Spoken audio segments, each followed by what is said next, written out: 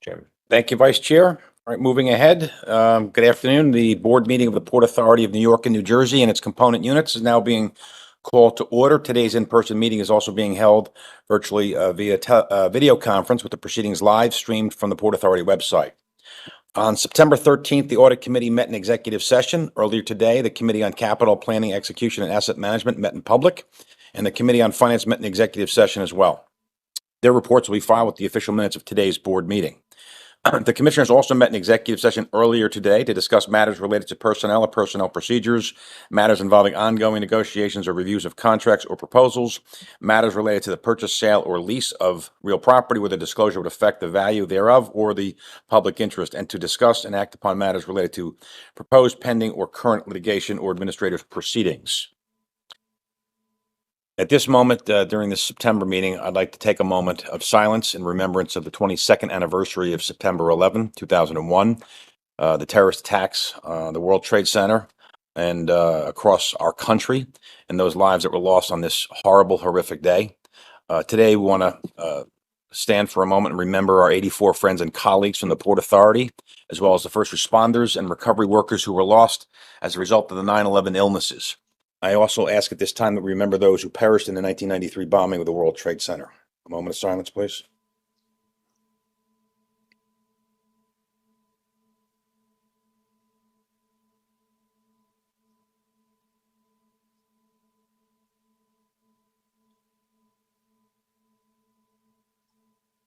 Thank you.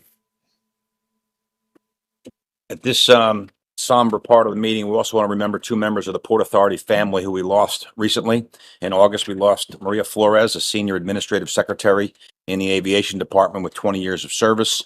And earlier this month, we lost Charlie Fausta, the assistant director of the all electronic tolling and tunnels, bridges, and terminals, who had 45 years of Port Authority service. We miss both of their colleagues and we grieve with their families. And at this moment, we just pause for a minute and think about Charles and Maria.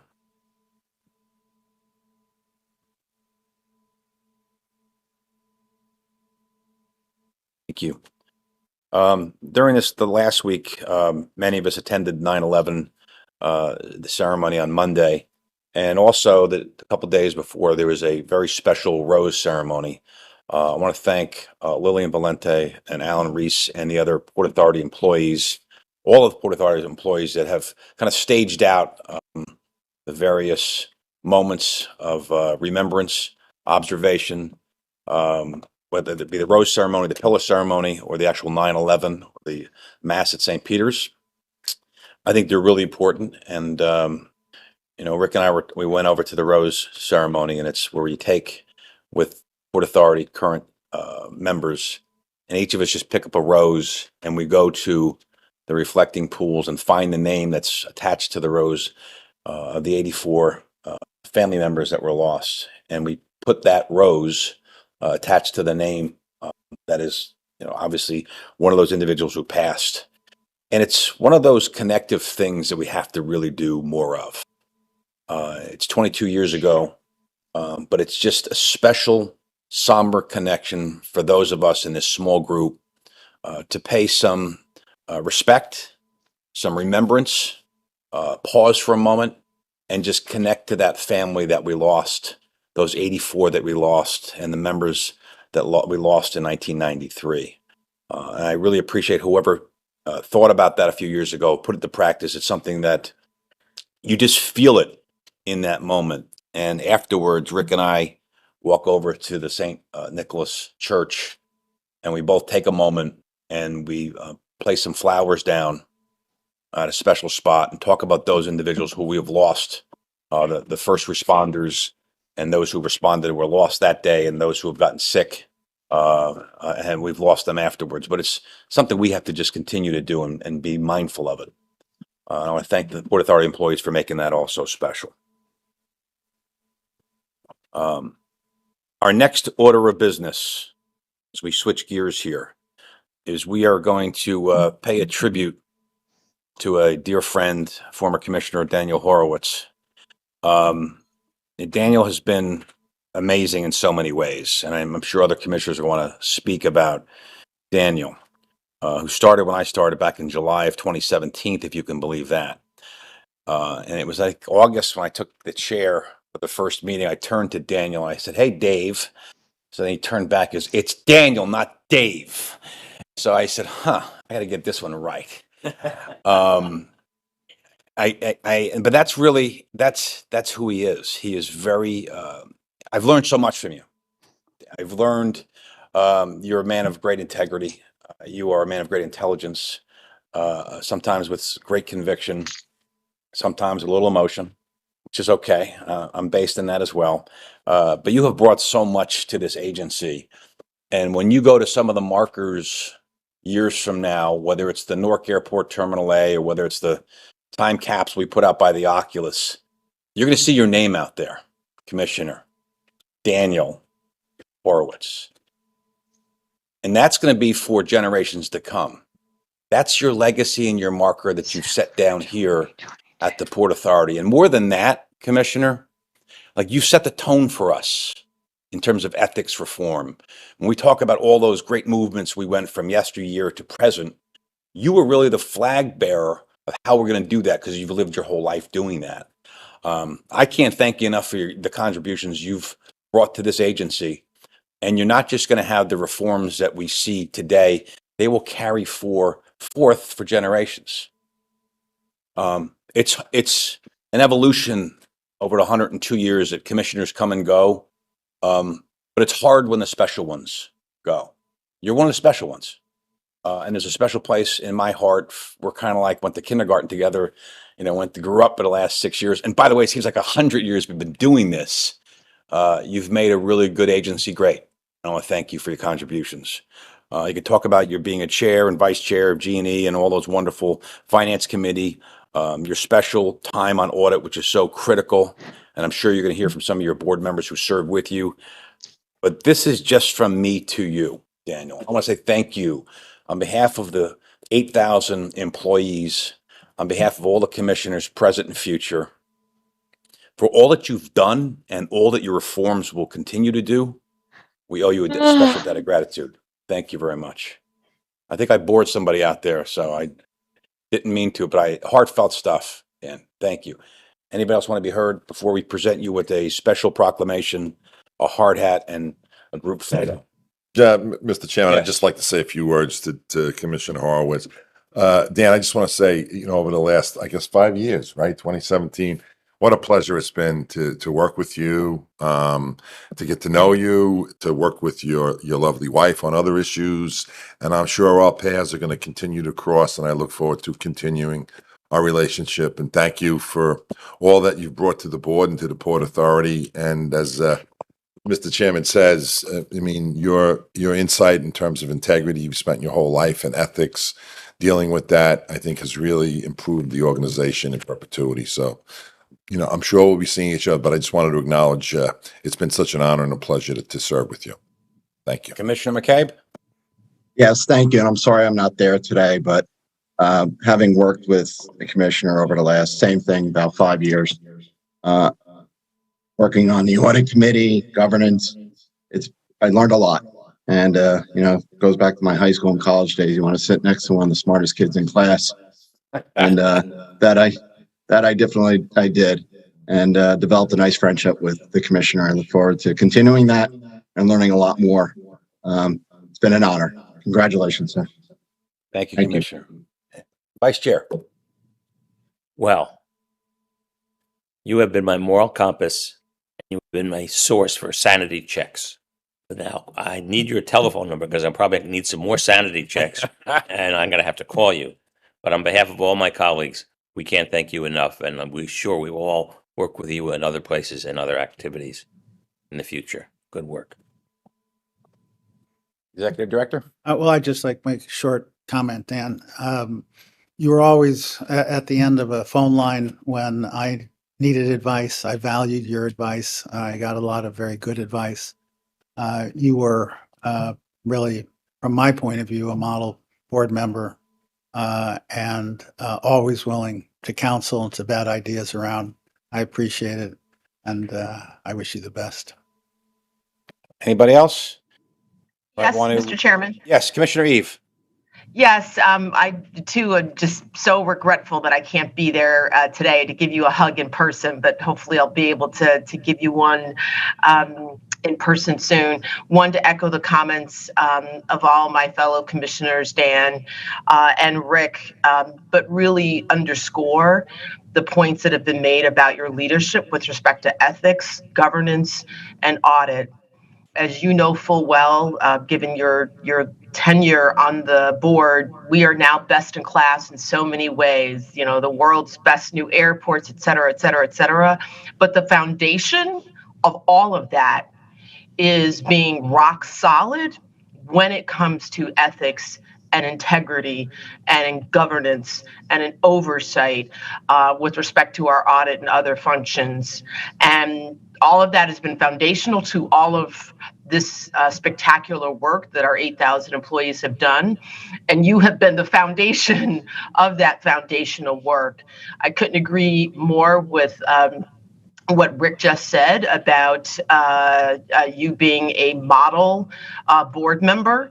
I have learned from you. I still am trying to be as probing as you have been and critical in a super helpful way, so that we can, always continue to collectively make the best decisions possible. So this isn't goodbye. It's till we see you again soon. But thank you so much again for the best in class standards you help us as fellow commissioners and as an agency as a whole to meet. Mr. Chairman, Yes. I feel like now, I mean, we're at a tipping point, and with Dan out there in the audience looking at me with expectation that I say something, I feel like I can't be silent. And although I agree with the sentiment that you have all expressed, the reality is Dan is not a thoughtful, considered, quiet, scholarly sort. He is iconoclastic and bombastic. And the real value he brought was that he is willing to speak the truth, and he is willing to let you know when you're making a mistake. And there isn't enough of that in the world today. So Dan is an old friend of mine, a neighbor. I say God bless you, and I look forward to seeing you in synagogue on a Sunday night. Amen. You comfortable with that description? You feel good about it? Oh, he was going to say something. So at this moment, we ask for a motion to award our friend the Service Excellent Award. Don't move. Here a second. Second. All those in favor? Second. Aye. Aye. Motion carries. And for recusals. no one's getting recused in that. So Vice Chair, before we go down and have a picture and a presentation, can you just read this My wonderful? pleasure. Thank you. Service Excellence Award presented to Daniel J. Horowitz, the Honorable. The Board of Commissioners hereby recognizes the important contributions made by Commissioner Daniel J. Horowitz to the Port of Authority of New York and New Jersey and the region it serves. Since his appointment to the board in July 2017 and through June 2023, Commissioner Horowitz has given tirelessly of his time, talent, and expertise to further the mission and goals of the Port Authority. He has served with distinction as a member of the Board of Commissioners, including as the Chair and Vice Chair of the Governance and Ethics Committee, the Vice Chair of the Audit Committee, and as a member of the Committee on Finance.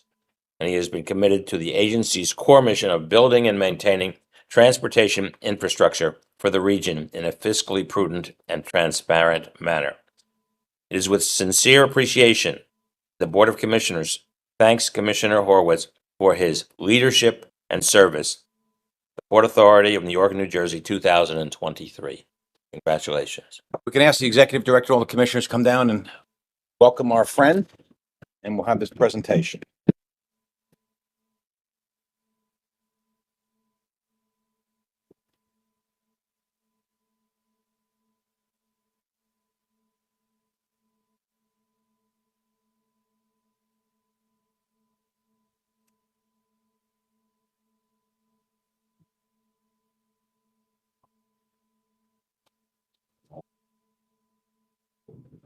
Front and center here, sir. On behalf of the board, we're going to present you with that wonderful Service Excellence Award. We're going to this symbolic hard hat and a resolution on behalf of the entire board. Would you like to hold that for me?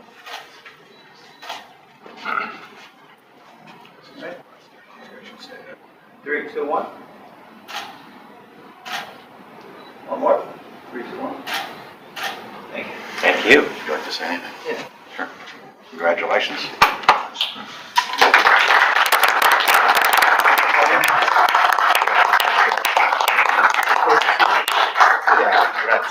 Take the mic, man. Take the mic.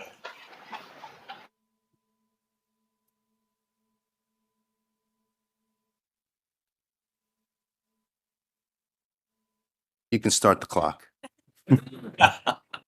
Exactly. Floor is yours.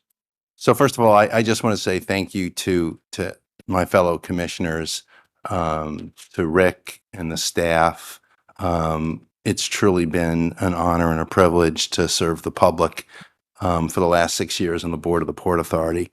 You know, as somebody who has spent really the entirety of my professional career in and around government, either working as a public servant or after I left professionally to serve on boards and continue in the public service process. I would say that truly the capstone of that, lifetime of experience has been to serve as a member of the board of the Port Authority, which is truly and has been really since, I became involved in government, in the very early 1980s, was always then and has continued to be, the pinnacle of public agency and what it means to be a public agency. And I especially want to tip my hat to you, Mr. Chairman, and to Rick, because you've touched on where the port was in the earlier part of the century. And I think with your leadership, we really have turned the agency, not just with the physical accomplishments with the Terminal A and LaGuardia and Kennedy and what's coming with the bus terminal and the other projects that you guys are continuing to work on, but in terms of how the agency is perceived. And you talked about the importance of governance and ethics, and I was very proud to be, some part of that process. And I think that, you touched on it, Mr. Chairman, those changes that you led with Rick and the others really put the agency in a good stead. And we've had, I think, at least for my time on the board, it's really been truly a collaborative experience. And I think I said this once at a public meeting that this is a bi-state agency, and that means that it's not a group of people from one state or another state advancing their interests. It's a bi-state agency where the commissioners have an obligation to make sure that the community that Congress defined in 1921 as the port region is well served without distinctions between New York or New Jersey. And I think that the governance changes that we put into place 6 years ago put you instead to face challenges that may be coming, in terms of the things that you're confronted with, and they are a bedrock in terms of how you move forward. And I think that one of the things that was very important, in that process, and I'm, continue to be pleased that, this is a board that's committed to that, is that the board is an independent board, and that makes decisions independently based on the right policy decisions and what's in the interest of the port board, not necessarily what's in the interest politically for one particular state or one particular group of people. And I would hope that those, and again, encouraged to hear, each of the board members who spoke today and those, who I've had a chance to work with, and I feel comfortable and confident to know that those changes, Mr. Chairman, that you and Rick and we put into place are going to put us in good stead. And so I want to say thank you. And also I want to make sure that I say thank you to the staff that I had an opportunity to work with. I'll tell you one quick anecdote.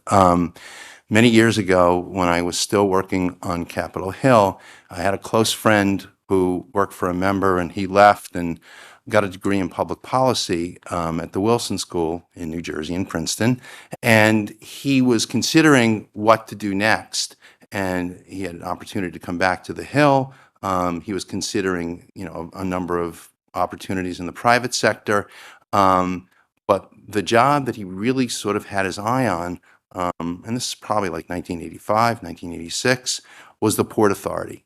Because he said that in 1985 or 1986, working for the Port Authority, which he regarded as the best of the best in terms of public agencies, in terms of the quality of the work that it does, the nature of the work that it does, how the port treats the people that it employs, that there's no question that that would be a place that he wanted to work. Now, it turned out that he ended up coming back to the Hill, but those words stayed with me. And in my experience on the board, I found that in dealing with the staff, everything that my friend Matt Dinkle said to me in 1985 about the port and the people worked here is true. Truly the best of the best. And I'm really pleased that I had an opportunity to work with, all of you who are here today, and those who aren't. And I want to say thank you to the staff and to thank you to the board as well. So thank you very much. And thank you for this. Thank you very much. Thank you, Dan. As the vice chair said, you're a phone call away, and I'm not shy, as I did a couple weeks ago, picking up the phone. I said, hey, I need some advice. That's going to happen in the future, so keep your phone on. Thank you very much, sir. Thanks. Today, we also recognize the actions of two Port Authority police officers who recently assisted with the delivery of a healthy baby at the Lincoln on July 19th, 2023. Ed Setnar, is he here? Ed, give us some details. And did they name the baby after one of these two? Good afternoon, Chairman, Director Cotton, Commissioners. On July 17, 2023, Lincoln Tunnel officers Timothy Josephic and Evan Butt were on routine patrol when they were alerted to a woman in active labor just prior to the New Jersey toll booths. Officer Josephic arrived on scene and found the woman in labor and crowning with delivery imminent. Officer Butt arrived on scene moments later and was able to provide further care with experience in emergency medical technician training. Minutes later, a healthy baby boy was delivered. Both the mother and infant were transported to the hospital for further treatment and evaluation. Based on the quick actions in medical training, were officers Josephic and Butt able to successfully deliver a newborn into the society. Their professionalism, training, and commitment to duty are within the highest standards of the Port Authority Police Department. I'd like to read the commendation that the board is presenting today to both of these officers. Officer Butt, in recognition for exceptional service in providing immediate medical attention to a woman in labor and assisting with the successful delivery of her baby boy outside the Lincoln Tunnel on Monday, July 17, 2023. This will be presented on behalf of the Commissioners and the Board. And the second one to Officer Josephic, in recognition for exceptional service in providing immediate medical attention to a woman in labor and assisting for the successful delivery of her baby boy outside the Lincoln Tunnel on Monday, July 17, 2023. Chairman, Commissioners, I present Officer Josephic and Officer Butt for your presentation of the award. We ask the commissioners and the ED to come down and present the awards to the two fine officers.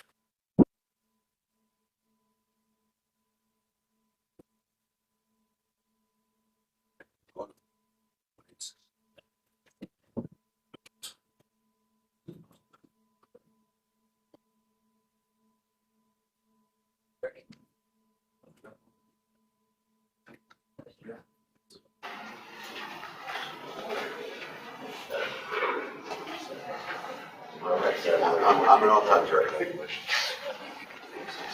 Sterilize it, let's go. All right, folks, fallen here. We're going to have the ED present one proclamation, and we're going to have the vice chair present another one. Rick, which one do you have? I have Officer Timothy. That's all we need. Officer Timothy, we're good. Congratulations, officer. Job well done. Thank you.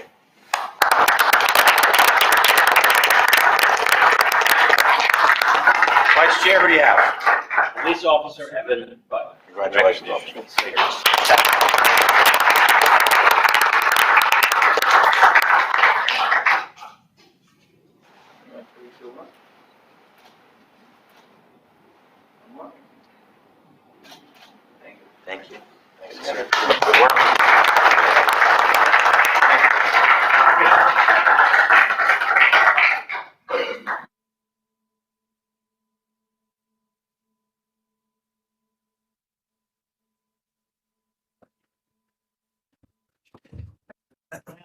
Yeah, I know. We got the tough last thing. Yes, fascinating. Off script for a minute. Just want to take a minute to recognize one of our commissioners. While he didn't deliver a baby, George Helmy has done some extraordinary things. If you read recently, he is retiring from his position as chief of staff to Governor Murphy. How many years total, George? Longest serving, is that what we understand? Longest serving, 4 years, 8 months. Not that I was counting. No, not at all.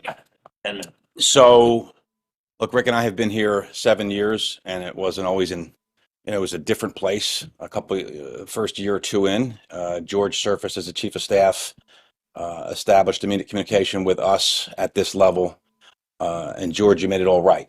I will tell you, knew of you, but once you became the chief of staff, engaged in many conversations, meetings, occasional dinner or two. You've been a great friend to the port as the chief of staff. You have made this agency work with the state of New Jersey on behalf of the Port Authority. I know you're going to be with us, but in terms of you leaving the chief of staff, it is meaningful what you've done. You've created these long-term productive collaborations with us, and I can't thank you enough for kind of riding that sail and making that ship go straight. You've been a terrific asset and a partner with us. Couldn't be more overjoyed that you're now part of us. But I thought it was special today. We had to recognize your job as chief of staff, invaluable contributions to making sure the Port Authority was kept on the rails with the state of New Jersey. Thank you very much. Each September, we recognize and honor the friends we've lost and recognize the agency we have become, is exemplified by our and inspired by our colleagues. In 2016, our agency created the Pillars of the Port Authority Award as a means for the staff to recognize their peers for upholding and embodying the values of the fallen friends, strength and resilience and commitment to public service and industry expertise. At this time, I just want to read the names of the 11 employees that represent the various departments and operations. Rick and I and a few others went, it seems like a long time ago, Rick, to the Pillars ceremony. And we gave out flowers and plaques, but more importantly, beyond the symbolic, we recognized the 11 dedicated employees selected by other employees on their dedication, their purposefulness, and them representing those we've lost before. And let me just read the 11. Under civic and community engagement, we recognize Hillary McCarran. Under commitment to public service, Tony Gordon, Brian Rolfe. In diversity and inclusion, Pamela Mendoza and Kayla Valencia. And Anissa Lau. Is Anissa here? She should be. Anissa, stand up and represent everybody. Here you go. Good job. Under ethics and integrity, Siobhan Smith-Jones, Joseph Monti, Emily Janizzuzo. Under industry expertise, Damian Doherty. Under strength and resilience, Linda Baker. And let me get this straight, Anissa. So we heard, Rick, from, I think it was two things we heard. We heard that day, there was an individual, I think it was a Hillary, who was here for 33 years. And Lillian will correct me. And as she came up and accepted the award, she said to Rick, I've been here for 33 years, but the best has been under your leadership. And it was just so like, wow. She said over the last few years, we all the employees have felt this great sense of pride and togetherness, and their leadership's been terrific. And I just, for that moment, that kind of clarified, like she represented everyone, all the Port Authority employees. And it was such a cool nod, Rick, to you and the senior staff. The other meaningful, I hope I get it right, there was an individual there. I think it's Linda. Yes, Clarell. She's shaking her head. It's Linda. And she comes up to us, and she was, Clarell, how many years is she with us now? 20, yeah, in the 20s. And she came up and she says, I can't believe she works for PATH. She works for us. And she said, years ago, know what I did? She goes, I was homeless living in the bus terminal. And she just took our breath away. She was, I was homeless. I had no job, no place to go, no place to eat, no place to rest my head. And she goes, here I stand getting an award for the Port Authority as a 2-decade dedicated employee for PATH. Took my breath away. But that's who our employees are. They take our breath away every single day. I thought it was important today that we recognize those 11 names. And every year we recognize those individuals who all come from different experiences and are shaped by whatever it is that brought them here. They're part of us, and it's kind of special. So the folks who put that pillars together, keep it up. Great program. Finally, the agency's commitment to being an employer of choice. We have prioritized employee engagement. One element of that is that Rick and I and others get to take the tour around the facility, which we've done for 6 years and a couple of months. We're now going to play a short video that talks about our recent visits and interaction with the employees at the Holland, the George Washington Bridge, Central Warehouse, and Automotive, and the Port Authority Technical Center and Port Newark. Now, I have not seen this video yet. I'm just hoping that our folks got it right, Ben.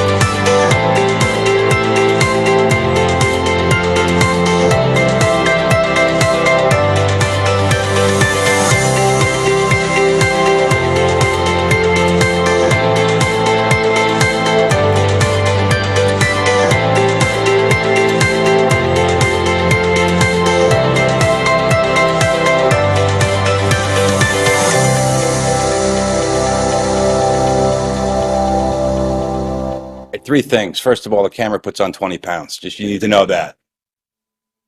2, that hip hand thing I got to get rid of. Just, I don't know what that's about. 3, when we go to these facilities and we see the employees and we talk to them, and they're not shy, by the way, they have some really cool, pointed questions. That is when we get the real organic feedback. What's going on? What's happening? What's good? What's bad? Rick, it's the best thing we've ever done is going out there and just watching what they do. You know, Governor Bob Graham, many, many years ago in Florida, used to go once a day. He'd take a trip out to any facility, and he'd be an employee, like a state employee, toll collector, work in the Everglades, do whatever. And he really did that. I think it was once a week or once every couple of weeks. I just think the leadership has to get down and understand what our folks are doing at every level. Just not give orders from the top down. See what's happening on the ground level. Understand the problems they're having, whether it's childcare, they're having a bad day, if there's things we can do better for them. We want to hear that, and it's really cool, Rick. I think we got, and I know you're committed to doing it. And I want to thank the staff who arrange those things. That's really so connective, and it brings us eye to eye with our employees, our valued employees. And thank you very much for that. And you also learn what's really going on. Well, that's true because the senior staff filters this stuff out. It's the coolest, though. Senior staff shakes when the questions are being asked. Well, I told the boss like 10 years ago about, no, we haven't heard that. Really good stuff. Really. And Rick, I mean, they really give us a good exchange of ideas. And they don't hold back. They ask about pay increases and all kinds of cool stuff. And they keep you on your toes. But that's the kind of feedback that we really want. And I appreciate it. And at this time, talk about feedback. Let's hear from our executive director and hear regarding his monthly report. Rick? Thank you, Mr. Chairman. As you've noted, and as our moment of silence represented, every September is a difficult time for the Port Authority, and everybody knows why. It is a time when the agency grieves for those we lost in 2001 and in 1993.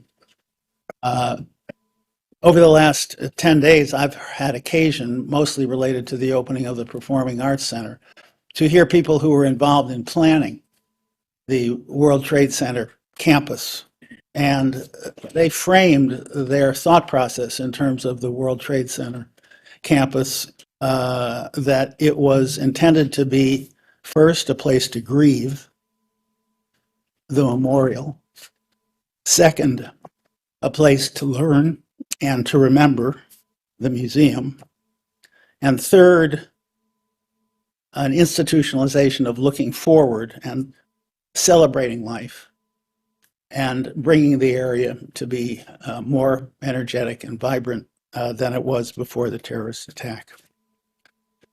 So in formulating my report, what I want to say is, as we grieve and remember, we are also in the very active process of reaffirming our commitment to look forward and come back stronger and more vibrant than ever. And this vibrancy, in very brief fashion, is underlined for me by 6 developments over the past 7 weeks between when we last met and today. First and foremost, over the last 10 days, the World Trade Center campus took a giant and remarkably critically acclaimed leap, I should say, forward with the completion and the opening of the Perlman Performing Arts Center. Completion of the World Trade Center campus has been one of the highest priorities of the Port Authority for 20 years. The PAC opening represents a huge milestone, and in my judgment, one the agency and the region can take great pride in. Second, at Newark, the new world-class Terminal A, which opened partially at the beginning of the year, opened its final gates, bringing the total to 23 and all remaining concessions. And now I'm pleased to be able to report to the board that Terminal A is fully in service and itself receiving great acclaim. Third, the Port Authority is issuing this week, delighted to say, here I have a prop, a major strategic plan, which the board will hear about shortly, advancing our environmental agenda. The Port Authority's roadmap to net zero, which addresses head-on the Port Authority's commitment to be in the forefront of fighting the existential crisis of climate change. The roadmap outlines an aggressive series of goals and actions to reduce greenhouse gas emissions and to reach net zero by 2050. The agency is committed to deliver.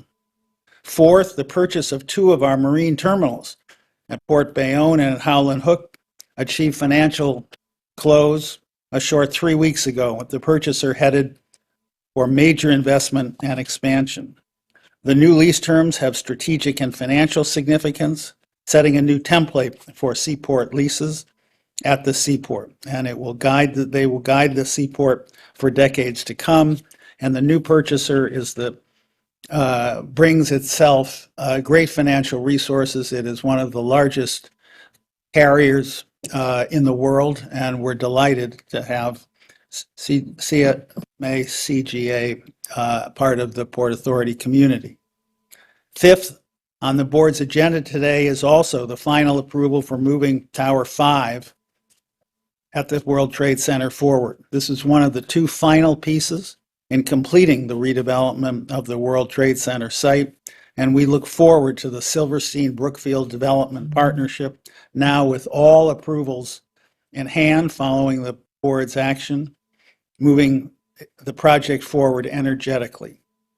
Sixth, the Port Authority and the Gateway Development Commission negotiated a proposed agreement for the Port Authority to provide construction management services and code inspection services to GDC on one specific but very important portion of the Hudson Tunnel project.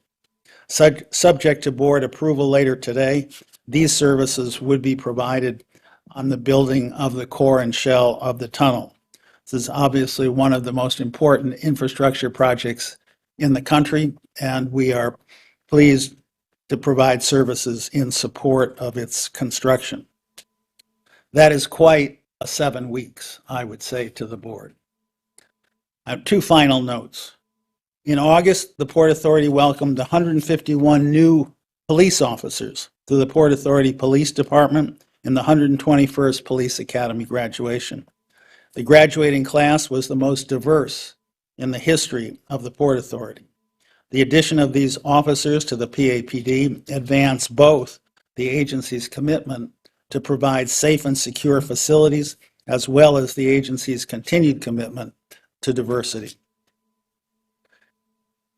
Second, also within our commitment to providing secure and safe facilities, the Port Authority announced two highly significant additions of law enforcement executives to the Office of the Chief Security Officer.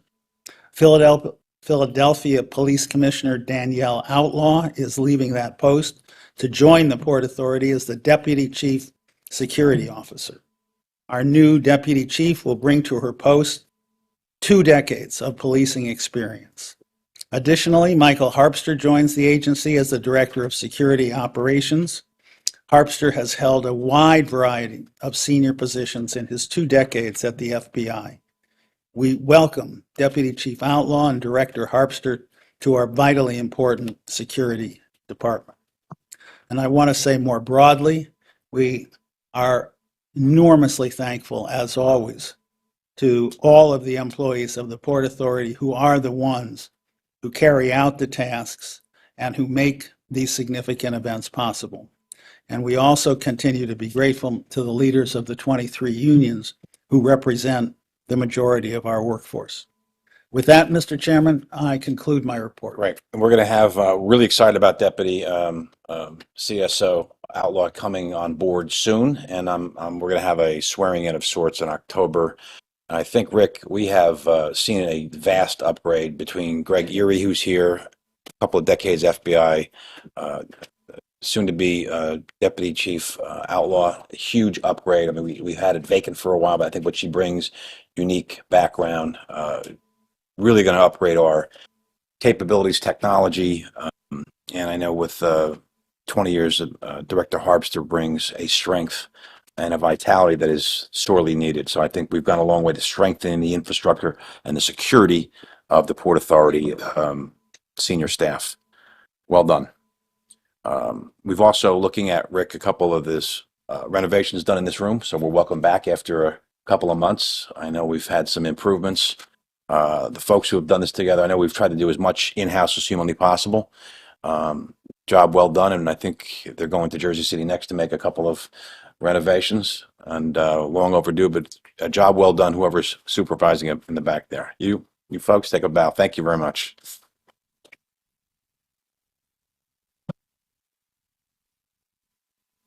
Any questions for our Executive Director on his monthly report?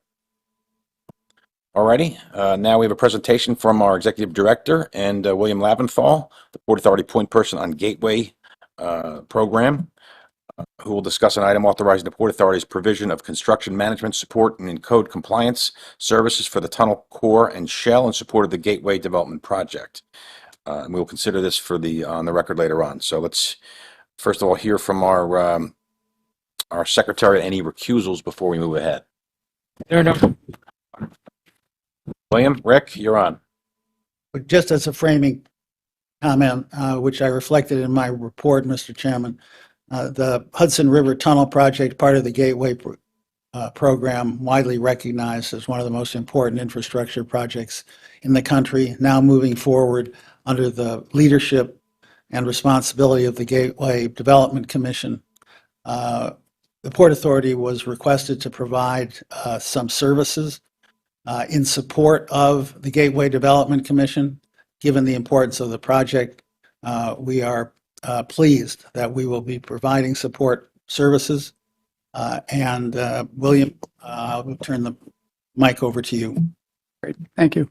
Good afternoon, Commissioners. Today I'm presenting on the request for authorization of the agreement that Rick has just briefed you on. So first, some background on the approach to constructing the tunnel. As you all know, Gateway Development Commission is responsible for advancing the tunnel project. It is taken a contracting approach of breaking up the project into multiple construction packages, one of which is the core and shell package. That consists of 4 individual contracts for the heavy civil construction work for the new tunnel. That includes the tunnel boring itself. So Gateway Development Commission is actively procuring some of these contracts, including the Hudson River Ground Stabilization, the Manhattan Tunnel, Palisades Tunnel, and the Hudson River Tunnel, the 4 of which constitute the core and shell. So in its role, Gateway Development Commission is procuring, awarding, and holding all construction contracts associated with the project. So today's request is for the authorization of an agreement for the Port Authority to provide these construction support services. Under this agreement, the Port Authority would provide construction management and code compliance services to GDC. The services would be provided by the Port Authority staff and augmented as necessary through the use of GDC's third-party delivery partner, which they are currently procuring. GDC would reimburse the Port Authority for all of its expenses, and the Port Authority's liability would be limited to instances of intentional wrongdoing. If approved by the board today, the agreement is expected to be executed in October. Commissioners, I'm welcome any questions you may have on the agreement and authorization request. Any questions or comments? Mr. Chairman? Yes, Yeah, Commissioner Cohen. I actually, in a prior iteration of this project, worked with Mr. Leventhal and with Mr. Helmy as well. And what people forget is that Gateway actually emerged out of the port as a separate entity because the port had concerns about the financial risks and what Gateway would potentially do with respect to the financial integrity of the Port Authority. And so this compromise was struck and a new entity was created.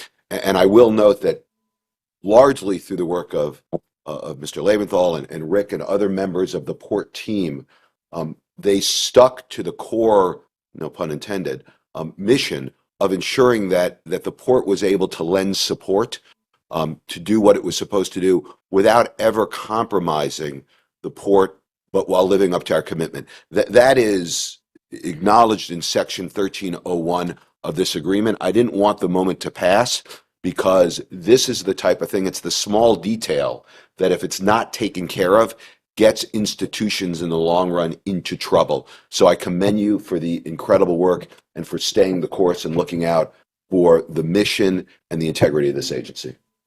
Well, Commissioner, as you refer to the history, I think it's important to just have stated the primary contribution of the Port Authority is a financial one.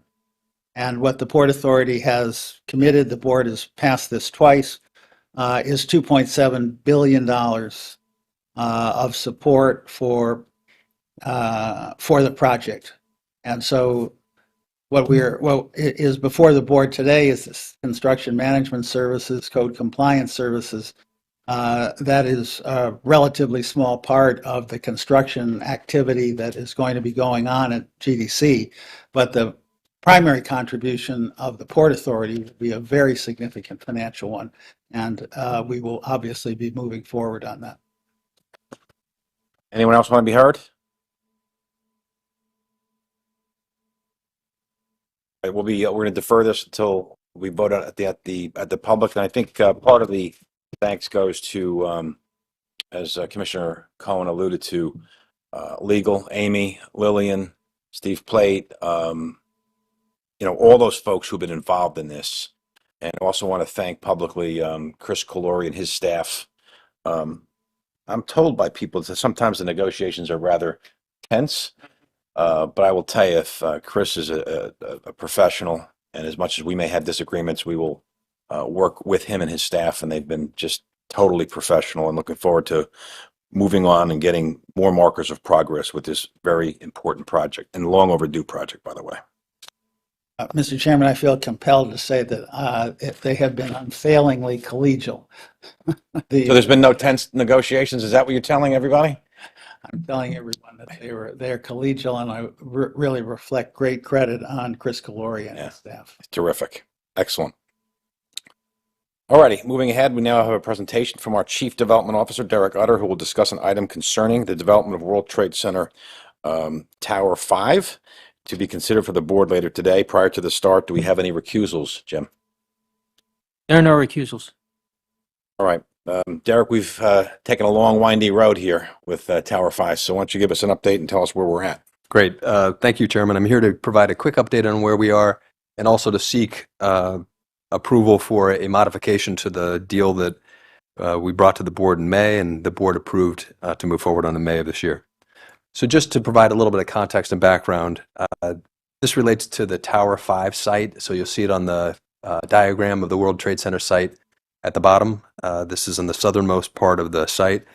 This originally was a Deutsche Bank building that was damaged in 9/11, and Lower Manhattan Development Corporation, LMDC, acquired the site in 2004.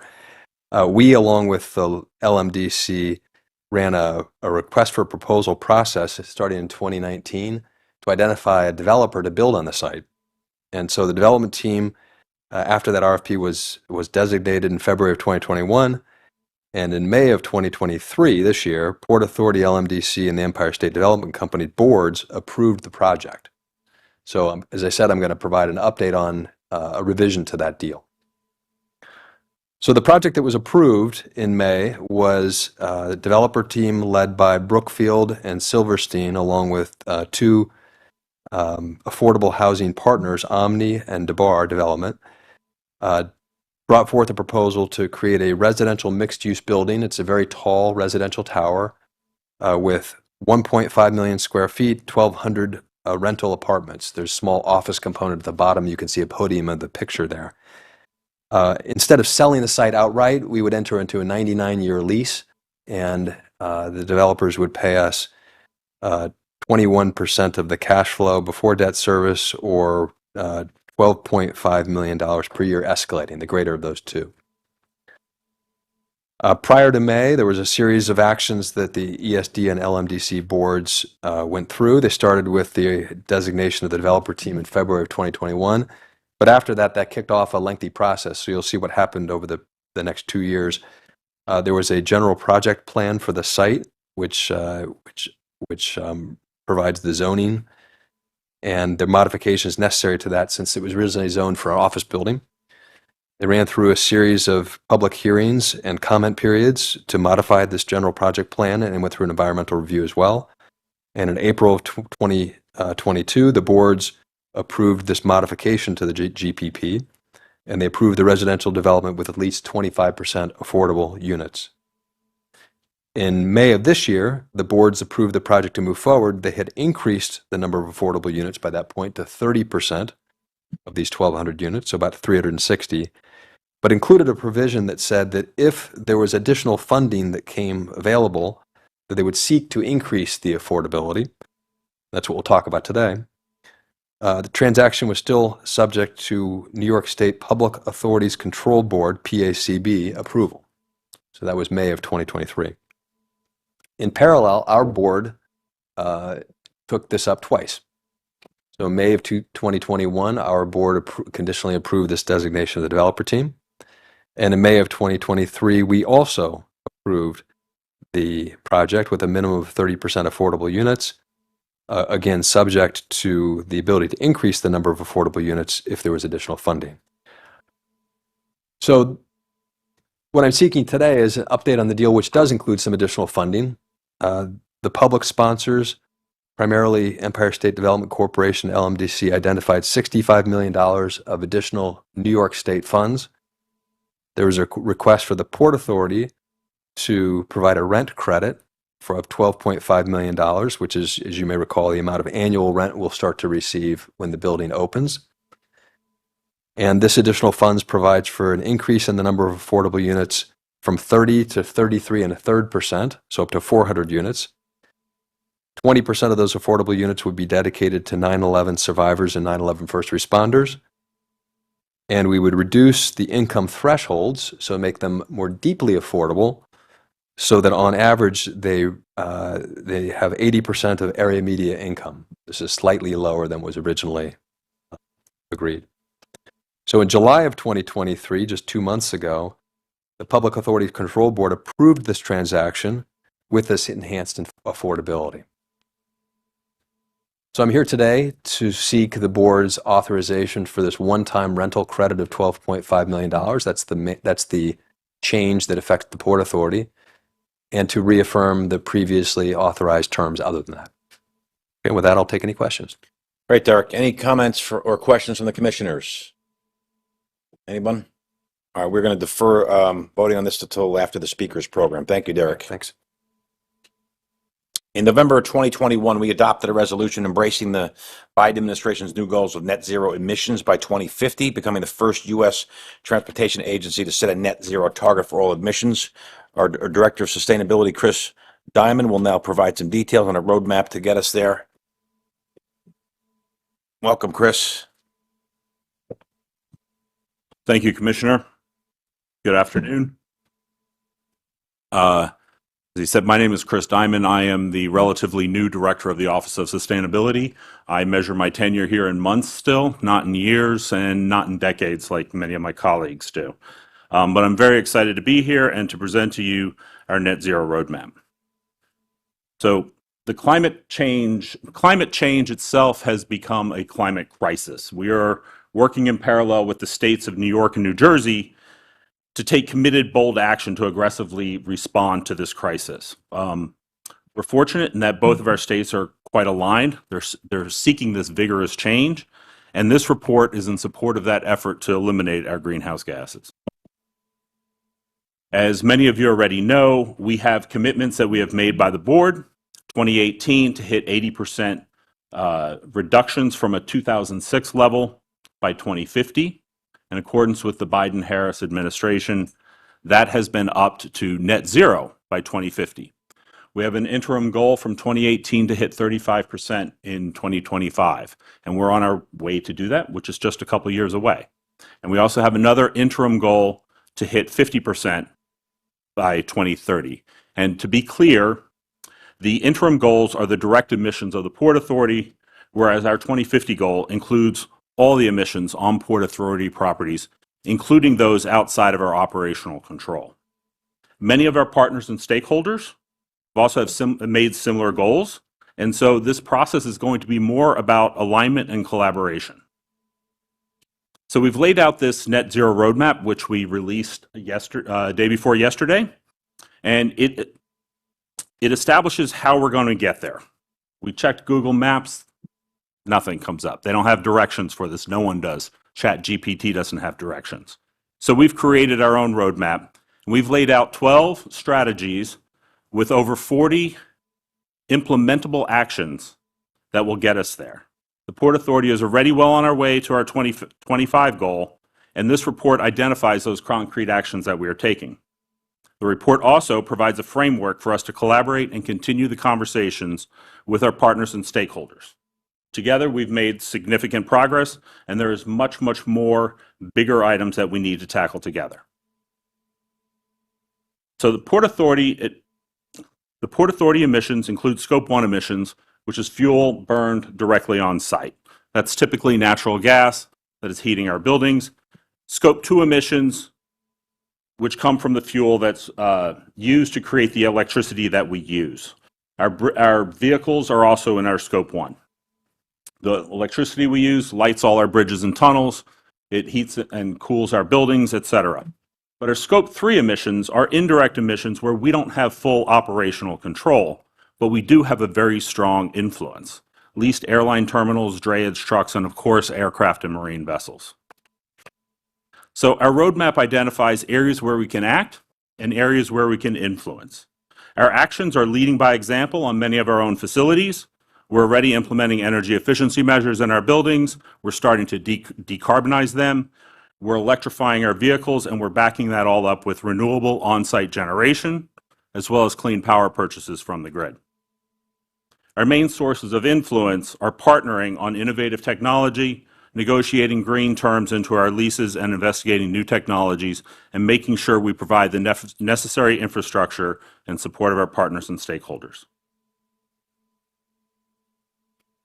We're addressing our own emissions by converting our vehicle fleet to zero emissions. By 2025, we will have half of our non-emergency light-duty fleet vehicle all electric. And we've already announced that we are going to move up our 100% goal from 2030 up 2 years to 2028. And we already have the largest electric bus fleet of any airport operator. We are busy identifying the availability of medium and heavy-duty vehicles, and we will add them as appropriate in the replacement cycle of our vehicles. This includes electric options as well as other clean fuels. We are currently piloting renewable diesel for some of our hard-to-convert vehicles. We also operate a lot of very specialized equipment and emergency response vehicles, and we're starting a pilot with police vehicles very soon. This new equipment all needs charging infrastructure, and we're working with the staff at our individual facilities to ensure that it is in place prior to the vehicle delivery. On the building front, a number of energy efficiency projects are helping to put us on track to 2025, and we're launching our building decarbonization process with the historic Building 1 at Newark Airport. This building was the first airport passenger terminal, and it will now be our first to be decarbonized by 2025. Together with the COO's office, we're aligning our decarbonization strategy with our asset management and state of good repair process. By incorporating decarbonization into the projects that we are already doing, we're able to save money as well as limit the disruption to our facilities.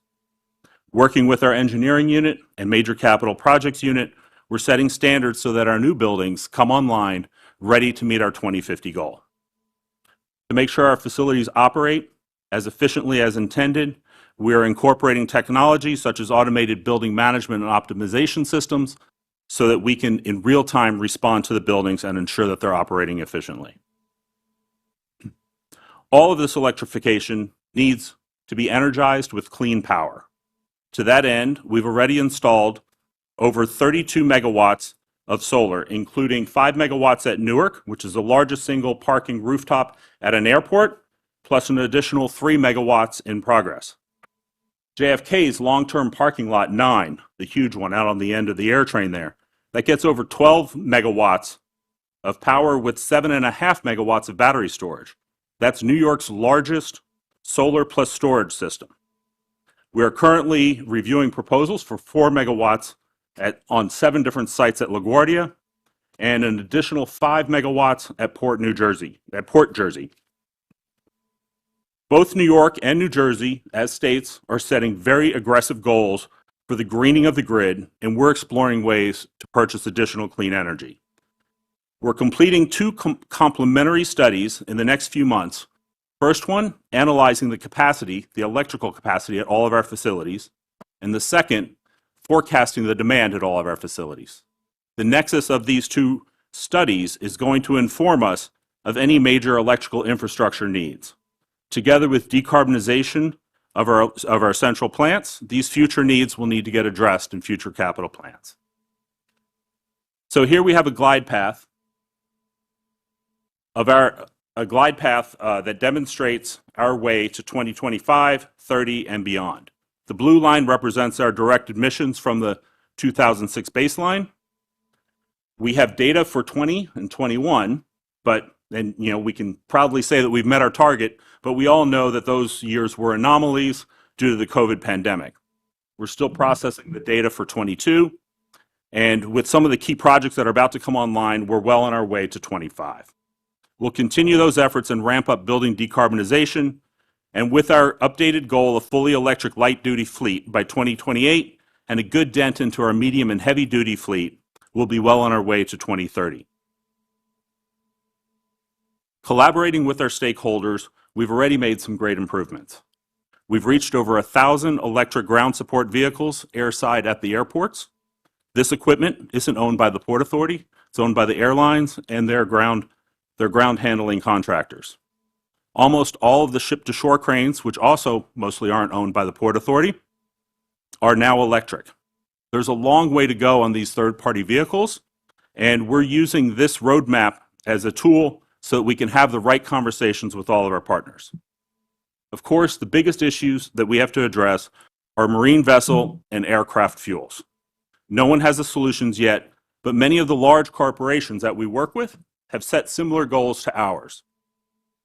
I believe later today you'll be voting on renewing our Clean Vessels Initiative for ports, which is estimated to prevent over 115,000 tons of Scope 3 emissions over the next 5 years. It's not perfect, but it definitely is a big dent in the right direction.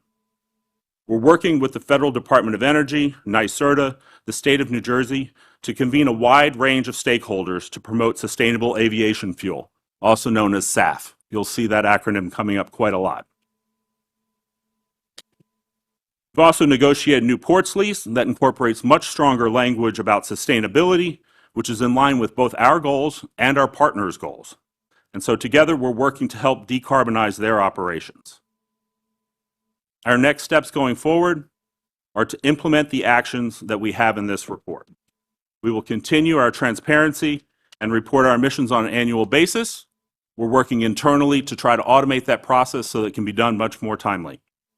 And we will continue to convene and collaborate with our stakeholders. This roadmap is an invitation for further conversation. Thank you. Thank you, Chris. Any comments or questions from our commissioners? You know, Rick and I had a press conference with Chris and others a couple of days ago at the Terminal 1 building at Newark, and that's going to be the blueprint of how we decarbonize our buildings. And it was symbolic, but it's also just states that this is a top priority, and Rick and I said that very clearly. This is probably the most important initiative the Port Authority can embrace for years to come. I think the roadmap is as significant and substantial a program that I've ever seen compiled by any agency. And I'm hoping, Rick, that we use this and share this document with other agencies, other governmental agencies that should really be following the Port Authority's lead on this. You want to add anything, Rick? Well, I would just say, Mr. Chairman, first of all, I want to compliment Chris and his staff, Derek Utter, who was deeply involved in the preparation of this roadmap, represents a tremendous amount of work. And what I would hope the board takes away from it, and indeed all of the employees of the Port Authority take away from it, and others who are watching the Port Authority, that we are intensely serious about meeting head-on our commitment to address climate change. This is an effort to take it from being mere pledges or mere words into outlining what we've called a roadmap, but actual actions to be taken by the organization to move toward the net zero goal in a very serious way. Thank you, Rick. Anyone else? All righty. Thank you very much, Chris. At this time, we're now going to provide an opportunity for the members of the public to comment on Port Authority matters. This public comment period, which will be limited to 30 minutes. We ask those individuals to present their views. It's not really a dialogue. We just want to hear from you. And if there's a specific issue, we'll be more than happy to direct you to the appropriate personnel. And we're asking the speakers to comply with the fixed time of 3 minutes. So there are initially 6 speakers who signed up. We've now crossed one out. Have 2 of those individuals, Matthew and Jacqueline, left pre-recorded statements or written statements, Jim? Matthew left a written statement. We have a pre-recorded statement from Jacqueline, which will be shown at the end. Okay, and the written statement will be made part of the record? With the transcripts, yes. Okay, so then we have 4 speakers. First one, Christopher. We missed you the last couple of meetings, Chris. Yes, I'm sorry, but there are times that your meeting is the same time as the Transit Riders Council meeting. But before I do anything, you did ask about the zipper tie. Yes. Your mother showed it to me before, just so you know. Well, I'm wearing mines, and I Right. did do that today at the press conference. As you know, today, the press conference was opening up another elevator with business to work together with the MTA, and I hope Port Authority can think of that also here in New York. If any PATH trains near the stations getting built, it could be another way of the city can save, and I'm sorry, the Port Authority and the MTA to save money, because any new development being built near, it will help the seniors and people with disabilities. That's one thing that Macy's did today. We thank them very much. But today, I like to bring up again, and forgive me, it's a broken record, but I have to. The accessibility, as you see, this card you might think this is a full Omni card. No, this is a test reduced fare card. In the back, my card will say RF, which is it's not a curse word. It stands for reduced fare. Because some people might think that, I'm going to say no. This card will give me access to the bus, the subway, and the Roosevelt Island, but it does not give me access to the air train or the path. As a person with a disability, it is not easy for me. We really want to work with accessibility because the ADA does stand to make sure that a person can get on a reduced fare price on a subway, on a path, on a boat, or whatever transportation from as your sign says, air, land, rail, and sea. We do need to make sure, as we are going electric, we need to make sure everything is truly ADA accessible. From a person with a disability to our veterans, from our veterans to our seniors. We need to make sure that we please, let's work together to make everything truly ADA accessible. I have no problem working with the staff. I'm a team player, and I'm not like everyone else, like violence and stuff. I like to work together to get accomplished done. I've been an advocate now for 30 years. And people say, well, you look so young. Well, I started I was a kid. So I'm now 40 and I still want to continue advocating so the next generations can see that accessibility is not just on the MTA, not just Amtrak, but everywhere.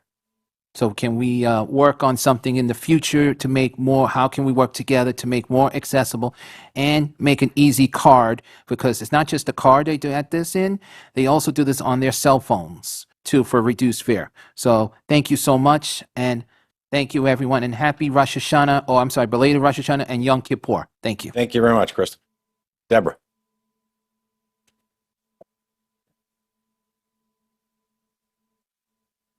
Good afternoon. And no, I'm not upset he aged me. He did. I am a senior. I want to say the reason why I'm the other tester, but I'm also known as Omni Woman. If you've seen the videos or I'll ask the MTAs accessible to send it to you. I go around and they filmed me. I was able to use my cell phone. I can tap, as I said last month's meeting when I brought my cousin, Mrs. Menino, she has hand tremors. And, when you try to swipe the cards, it's impossible for her. So I'd have to wait before I could go. When you see, I have an AutoGate card. And I will tell you, I'm happier now using the Omni because an AutoGate machine ate my card just after I put all the money on it for the monthly. They got my card back. I wouldn't take it back. It was so greasy. I couldn't understand what happened to it. So when they said to me, "You want to test?" I said, "Sure, I'd love it." So my cousin and I now are independent. I don't have to swipe for her, and I definitely don't have to worry about the AutoGate card. I hope we can work together to make it easy for persons like myself who have disabilities, or we're seniors, and I'm proud to be a senior, that I can go from where I live. I don't live that far from Coney Island, but I like going to a lot of the malls along the path. I really enjoy them. They're fun, and I want to be able to get out. But I would like to be able to seamlessly use one card, possible. It would make not just me, but so many of us want to go out, but it's hard because we have to then figure out what other card to get. If we can make the process for the regional metro, I am talking about the people who use the subways, path, the buses, so that we can get on and off, and we can either shop if we want in Jersey, or, of course, say New York. And let's please also try to, it was passed, I am on my local community board, it was passed in New York City that any new buildings that want to get tax deductions and be able to build a little higher, if they are supposed to help build elevators and help pay for it. So I hope Port Authority, please take advantage of that. It would be great for everybody, for the pass stations that don't have elevators. Thank you. Thank you, Deborah. Next speaker, Nellie Weissman. I saw him out there.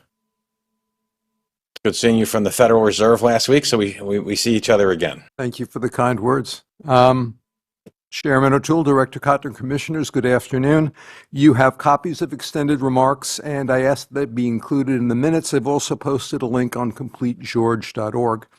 Regarding the North Walk, in March I shared an op-ed published in Streets Blog that the detail work is beautiful, but it doesn't safely support current demand, and it has no capacity for growth. I've since learned that the agency now asks cyclists to walk their bikes across, which is something it doesn't do on the AASHTO-compliant Bayonne and Goethals bridges. Today I will share an account of a crash on the Manhattan Bridge and the implications for the George.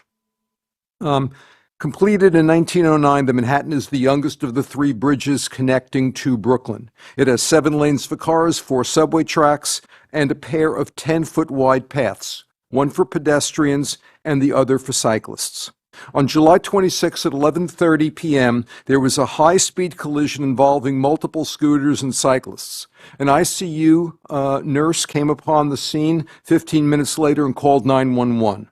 All riders sustained significant injuries, some critical. She later posted accounts online. Fair warning, they're quite graphic. Word spread. Some cyclists called for scooters to be licensed and banned from bridges. Others demanded that bike lanes be widened and to hold accountable the apps that incentivize delivery workers to ride as fast as possible. I have long feared that a similar crash on the George would compel the agency to make everyone walk. But then what? The George is the sole bikeable Hudson crossing out of New Jersey, and congestion pricing is certain to fuel a surge in micromobility across its span. Next on the remarks, you should see a map of the Port District depicting environmental justice communities with the George circled around them. Traffic and pollution coming off it have long impacted its residents, but its paths connect them to jobs and green space.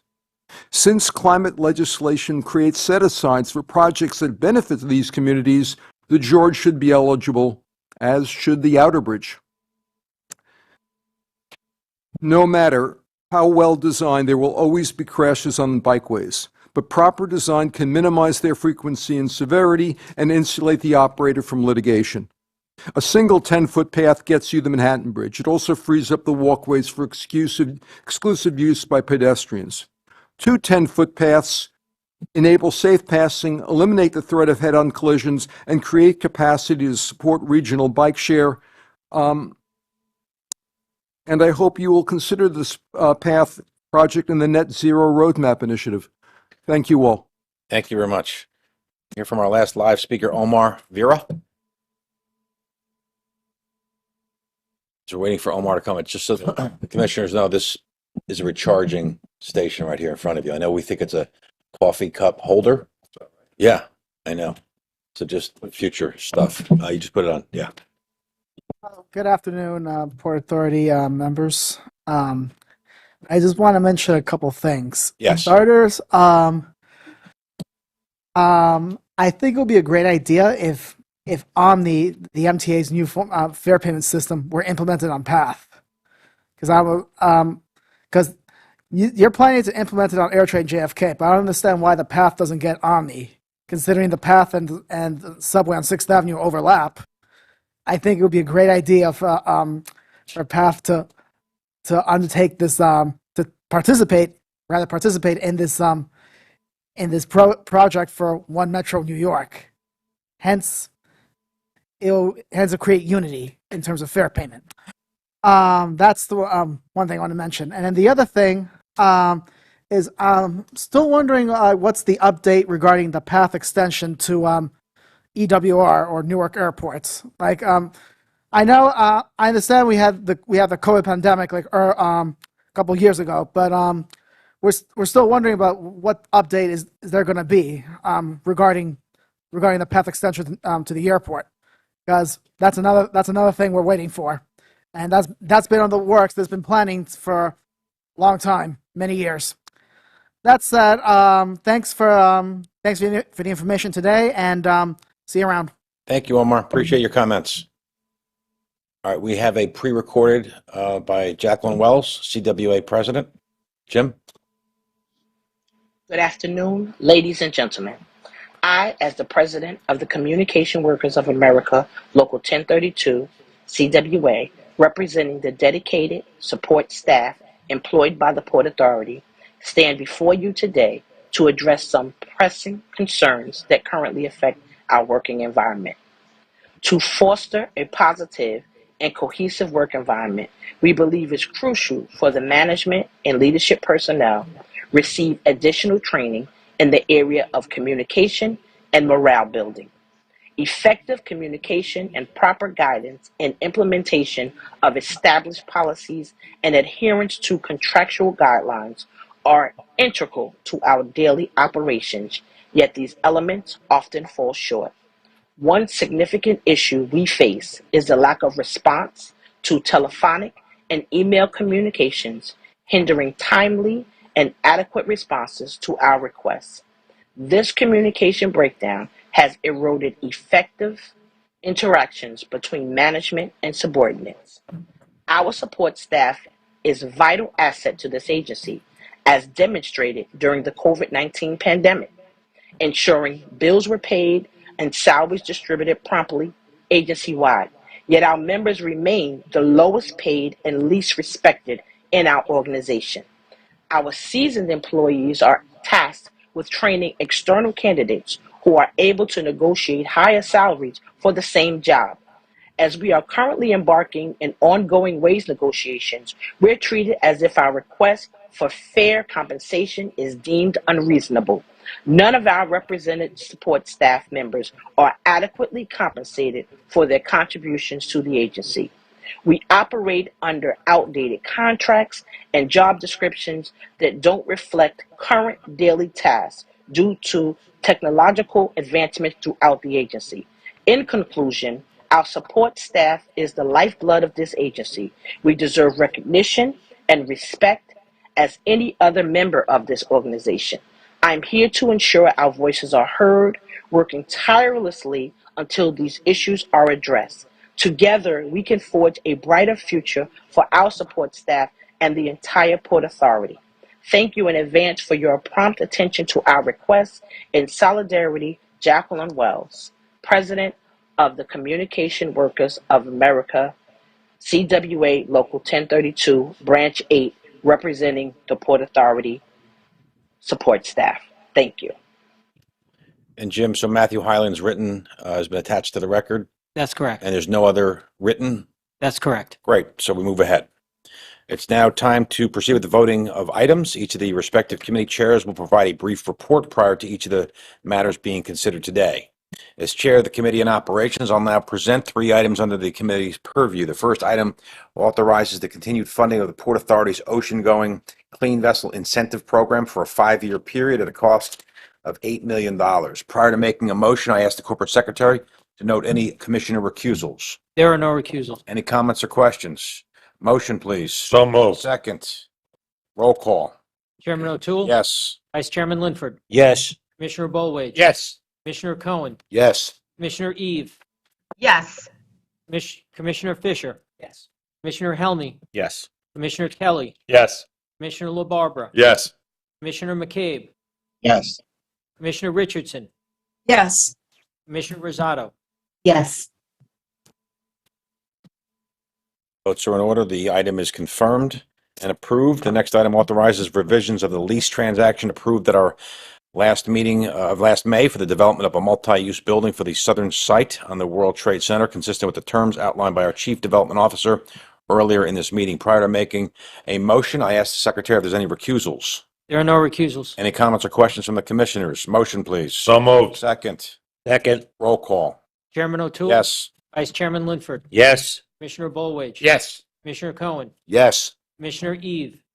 Yes. Commissioner Fisher? Yes. Commissioner Helmy? Yes. Commissioner Kelly? Yes. Commissioner LaBarbera? Yes. Commissioner McCabe? Yes. Commissioner Richardson? Yes. Commissioner Rosado? Yes. The votes are in order. This item has been approved. Next, we have discussed earlier that an item that was authorized an agreement with the Gateway Development Commission for the Port Authority to provide construction management support and code compliance services in support of the new Hudson River Tunnel Core and Shell Project. Prior to making a motion, I ask for any recusals. There are no recusals. Any comments or questions from our commissioners? Motion, please. So moved. Second. Second. Roll call. Chairman O'Toole? Yes. Vice Chairman Linford? Yes. Commissioner Bolwage? Yes. Commissioner Cohen? Yes. Commissioner Eve? Yes. Commissioner Fisher? Yes. Commissioner Helmy? Yes. Commissioner Kelly? Yes. Commissioner LaBarbera? Yes. Commissioner McCabe? Yes. Commissioner Richardson? Yes. Commissioner Rosado? Yes. Votes are in order. The motion is approved. We will now hear from our Vice Chair Linford to provide his report on behalf of the Committee on Capital Planning, Execution, and Asset Management. Vice Chair. Thank you, Mr. Chairman. As Chair of the Committee on Capital Planning, Execution, and Asset Management, I will now report on 3 items. The first item authorizes a project for the rehabilitation of runway 1-19 at Teterboro Airport at an estimated total project cost of approximately $41.8 million. Prior to making a motion on this item, I ask the Corporate Secretary to note any commissioner recusals. There are no recusals. Thank you. Do any commissioners have any questions or comments on this item? Hearing no questions, I now request a motion. So moved. I have a second, please. Second. Thank you. I now request the Corporate Secretary to call the roll for voting on the item. Chairman O'Toole? Yes. Vice Chairman Linford? Yes. Commissioner Bolwage? Yes. Commissioner Cohen? Yes. Commissioner Eve? Yes. Commissioner Fisher? Yes. Commissioner Helmy? Yes. Commissioner Kelly? Yes. Commissioner LaBarbera? Yes. Commissioner McCabe? Yes. Commissioner Richardson? Yes. Commissioner Rosado? Yes. As the votes are in order, this item is approved. The next item, which was discussed earlier today in committee, authorizes $8.3 million for planning work to determine the feasibility of widening the Outer Bridge crossing as a cost-effective strategy to reduce congestion and improve traffic flow. Prior to making a motion on this item, I ask the Corporate Secretary to note any commissioner recusals. There are no recusals. Thank you. Do any commissioners have questions, comments on this item? I now request a motion on this item. So moved. Second, please. Second. Thank you. I now request the Corporate Secretary to call the roll for voting on this item. Chairman O'Toole? Yes. Vice Chairman Linford? Yes. Commissioner Bolwage? Yes. Commissioner Cohen? Yes. Commissioner Eve? Yes. Commissioner Fisher? Commissioner Helmy? Yes. Commissioner Kelly? Yes. Commissioner LaBarbera? Yes. Commissioner McCabe? Yes. Commissioner Richardson? Yes. Commissioner Rosado? Yes. As the votes are in order, this item is approved.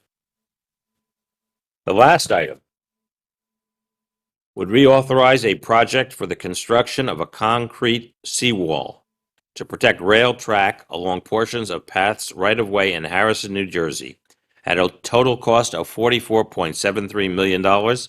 This reflects a $1.83 million increase to the project cost. Prior to making a motion on this item, I ask the Corporate Secretary to note any commissioner recusals. There are no recusals. Thank you. Do any commissioner have questions or comments on this item? Hearing none, I now request a motion on this item. So moved.